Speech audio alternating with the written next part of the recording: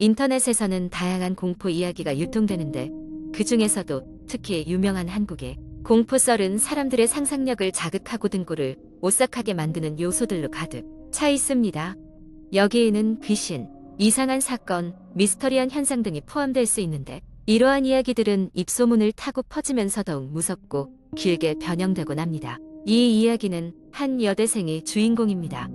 그녀는 서울의 한 대학교에 다니고 있었고 그의 여름방학 때 친구들과 함께 여행을 떠나기로 했습니다. 목적지는 강원도의 작은 시골 마을이었고 마을 외곽에 위치한 오래된 펜션에서 묵기로 했습니다.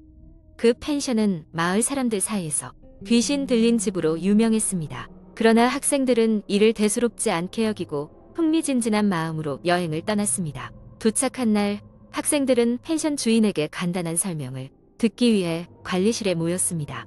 펜션 주인은 그저 괜한 헛소문이라며 웃어 넘겼지만 밤에 소음을 내거나 이상한 짓을 하지 말라는 주의 사항을 강조했습니다.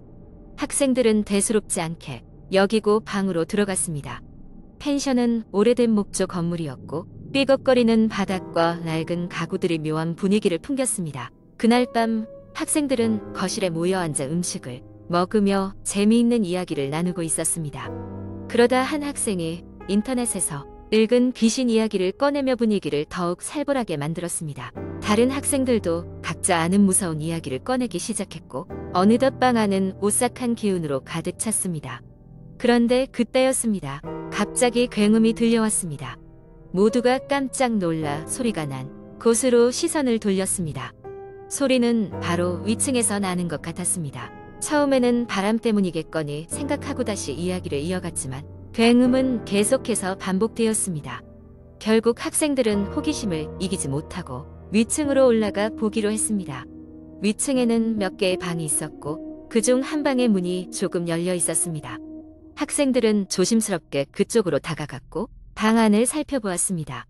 방 안에는 아무것도 없었습니다. 다만 오래된 화장대가 하나 있었고 그 앞에 낡은 의자가 있었습니다. 그 순간 한 학생이 지나치듯 화장대 거울을 받고 소스라치게 놀라 비명을 질렀습니다. 거울에는 학생들의 모습 외에 알 수 없는 형체가 서 있었습니다. 마치 안개처럼 희미한 형체였고 그 형체는 학생들을 뚫어지게 쳐다보고 있었습니다. 모두가 공포에 질려 아래층으로 달려내려갔습니다. 아무도 믿기지 않는 상황이었습니다. 결국 주인을 찾아가 상황을 이야기했습니다. 그러자 주인은 충격을 받은 듯 심각한 표정이 되어 무언가를 결심한 듯 그들에게 한 가지 사연을 들려주었습니다. 오래전 이 펜션은 사랑하는 가족이 운영하는 소중한 공간이었습니다. 그러나 어느 날 그 가족에게 끔찍한 일이 벌어졌습니다. 그들의 어린 딸이 그만 안타까운 사고로 목숨을 잃었고 그 후 가족은 더 이상 이곳에서 지낼 수 없게 되었습니다. 딸아이의 방이 바로 위층의 그 방이었습니다. 주인은 조심스레 말했습니다. 거기엔 가끔 딸아이의 영혼이 찾아오는 것 같다고. 이제 학생들은 혼란에 빠졌습니다. 그들은 등을 오싹하게 하는 감각과 함께 방으로 돌아갔습니다. 남은 밤 그들은 어떤 소리에도 반응하지 않기 위해 이야기하며 밤을 새우기로 했습니다. 다음 날 아침이 밝자 그들은 바로 펜션을 떠났습니다. 그리고 이 이야기는 인터넷에 퍼져 수많은 사람들에게 전해졌습니다. 각기 다른 버전으로 변형돼 많은 사람들이 읽었고 지금도 여전히 인터넷 어딘가에선 새로운 무서운 이야기로 이어지고 있습니다. 그들은 여전히 생각합니다. 그날 본 것이 진짜였는지 아니면 상상에 불과했는지. 하지만 그 밤의 공포는 그 누구도 잊을 수 없게 깊이 각인되었습니다. 두 번째 이야기여는 늦은 가을밤. 나는 친구들과 함께 주말을 맞아 캠핑을 떠났다. 우리가 선택한 장소는 한적한 산속에 자리한 작은 호숫가였다. 그곳은 어둡고 조용했으며 오직 멀리서 들려오는 바람 소리와 나뭇잎이 스치는 소리만이 우리를 반겼다. 우리는 한데 모여 저녁 식사를 하고 불을 피워둔 채 둘러앉아 자연의 고요함을 즐기고 있었다. 그러던 중 친구 중 한 명이 갑자기 무서운 이야기를 해주겠다고 했다. 다들 긴장 반 기대 반으로 그의 이야기에 귀를 기울였다. 이 호숫가에 옛날에 어떤 여자가 살았대. 그녀는 마을에서 마녀라고 불렸어. 사람들은 그녀가 혼자서 묘한 약초를 모아 무언가를 만드는 모습을 보고 두려워했지. 어느 날 마을의 한 아이가 실종되고 마을 사람들은 그녀를 범인으로 몰았어.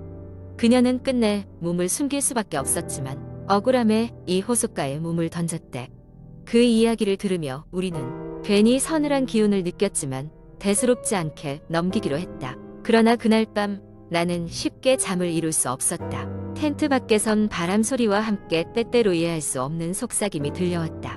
마치 누구인가가 나를 부르는 듯한 기분이 들었다. 나의 불안감이 절정에 이르렀을 때 밖에서 누군가 텐트를 긁는 듯한 소리가 들렸다. 나는 심장이 멎을 듯한 공포를 느꼈지만 용기를 내어 조심스럽게 지퍼를 열고 밖을 내다보았다. 그러나 밖에는 아무것도 없었다. 단지 불길한 적막감만이 감돌았다. 캠핑을 떠나기 전 마지막 날 밤 우리는 다시 모여 저녁을 먹으며 지난 밤의 일을 이야기했다. 그런데 이번에는 우리의 장난기 많은 친구가 다소 이상한 표정으로 말을 꺼냈다. 어젯밤 꿈에서 이상한 여자를 봤어. 그녀가 나에게 다가와서 내 이야기를 들었구나라고 말했어. 그의 안색은 웃음을 머금으려 했지만 눈에서는 공포가 스쳐 지나갔다. 그날 저녁 우리는 무슨 일인지 모를 찜찜한 기분을 한껏 안고 캠핑을 마무리했다. 다시는 그 호수로 돌아가지 않을 것이라는 굳은 다짐을 하며 각자의 집으로 돌아갔다. 그러나 우리의 마음속에는 늘 그날 밤의 잔상이 남아있다. 그리고 가끔씩 잠 못 이루는 밤이면 그 여자의 목소리가 여전히 귓가에 맴도는 듯한 느낌을 받곤 한다. 이후로 우리는 아무리 그럴듯한 장소일지라도 그 어떤 도시 전설이 있는 곳에는 함부로 가지 않기로 했다. 마녀의 전설은 그냥 전설만이 아니다. 때론 그 전설 속에 던져질 만큼의 공포와 존재각이 들어있음을 우리는 뼈저리게 깨달았으니까. 세 번째 이야기 한 번은 내가 경험했던 섬뜩한 이야기를 이야기해 볼게. 이 이야기는 한국의 시골 마을에서 있었던 일이고 그 경험은 지금까지도 생생하게 내 머릿속에 남아있어. 나는 중학교 여름 방학을 맞아 할머니 댁에 가게 되었다. 할머니 댁은 깊은 산속에 위치한 작은 마을에 있었고 그곳은 대부분 할머니, 할아버지들만 사는 곳이라 아이들은 많지 않았다. 그래서 나는 매일같이 산과 들을 누비며 혼자 시간을 보내곤 했다. 어느 날 저녁 나는 마을 근처에 있는 작은 숲속을 탐험하고 있었는데 갑자기 주변 분위기와 공기가 싸늘해짐을 느꼈다. 마치 누군가가 나를 지켜보고 있는 것 같은 기분이 들었고 순간 머리카락이 쭉 펴서는 것 같았다. 그때 시계는 이미 7시를 가리키고 있었고 여름이었지만 산속은 금세 어두워졌다. 나는 조금 두려워지기 시작했고 마을로 돌아가려 했다. 그때 갑자기 숲속 어딘가에서 어린아이의 웃음소리가 들려왔다. 너무도 갑작스러워 나는 그만 깜짝 놀라서 멈춰서고 말았다. 웃음소리는 점점 가까워지더니 어느새 내 바로 뒤에서 들리는 것 같았다. 나는 용기를 내어 뒤를 돌아봤지만 아무것도 없었다. 긴장감이 최고조에 달하던 그 순간 나보다 약간 어린 여자아이 하나가 숲속에서 나왔다. 그녀는 하얀 한복을 입고 있었고 얼굴은 유난히 창백했다. 그녀는 나에게 길을 잃었다며 집까지 데려다 달라고 했다. 나는 무언가 잘못되어 가고 있다는 것을 직감했지만 어린아이를 혼자 두고 돌아갈 수는 없었다. 우리는 함께 마을로 내려오게 되었고 그녀는 한시도 나의 손을 놓지 않았다. 그 손은 얼음장처럼 차가웠고 이상하게도 시간이 흐를수록 점점 더 차가워졌다. 마을에 거의 다다랐을 때 문득 고개를 돌려 그 아이를 바라보았다. 그런데 그 순간 나는 숨이 멎는 줄 알았다. 그녀의 눈은 초점이 없었고 입가에는 이상한 미소가 흘러나오고 있었다. 마치 이 세상 사람이 아닌 것 같은 느낌이었다. 순간적으로 나는 손을 뿌리치고 힘껏 마을 쪽으로 달려갔다. 집에 도착하자마자 숨을 헐떡이며 뒤를 돌아봤지만 그 아이는 어디에도 보이지 않았다. 마치 처음부터 없었던 것처럼 말이다. 할머니께 이 이야기를 털어놓았고 할머니는 무언가 알고 계신 듯 복잡한 표정을 지으셨다. 그리고는 내게 한 이야기를 들려주셨다. 10년 전쯤 바로 그 숲속에서 사고로 죽은 아이가 하나 있었단다. 그녀는 내가 본 그 아이와 비슷한 나이였다고 한다. 그녀는 집으로 돌아오는 길에 그만 숲속에서 길을 잃었고 결국 찾지 못한 채 생을 마감하게 되었다고. 마을 사람들은 그녀의 영혼이 여전히 그곳을 떠돌고 있다고 믿고 매년 그녀의 혼을 달래주기 위해 제를 지내곤 했다. 이후로 나는 다시는 그 숲 근처에 가지 않았다. 가끔 마을의 아이들이 그 아이의 이야기를 할 때면 나도 모르게 등골이 오싹해질 뿐이었다. 아직도 가끔 그때의 꿈을 꾸곤 한다. 그리고 그 아이의 서늘한 손길과 초점 없는 눈동자가 아직도 기억 속에 생생하다. 내가 그날 정말로 무엇을 봤던 것인지 지금도 알 수 없지만 두 번 다시 그런 경험은 하고 싶지 않다. 네 번째 이야기작은 시골 마을에 위치한 한 낡은 저택에는 오랜 전설이 전해 내려왔다.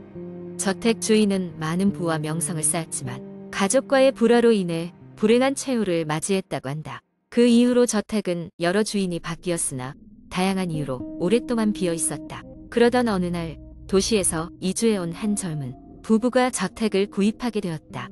저렴한 가격에 비해 크고 웅장한 저택에 부부는 큰 기대를 안고 이사를 감행했다. 이삿날 부부는 저택 곳곳에 깔린 먼지와 거미줄을 치우며 오랜 세월 비어있던 저택을 정리하기 시작했다. 첫날 밤 부부는 침실에서 함께 잠이 들었다. 그런데 한밤중 여성은 누군가 자신의 이름을 부르는 소리를 들으며 잠에서 깼다. 처음엔 남편이 자신을 깨우는 줄 알았지만 남편은 깊은 잠에 빠져 있었다.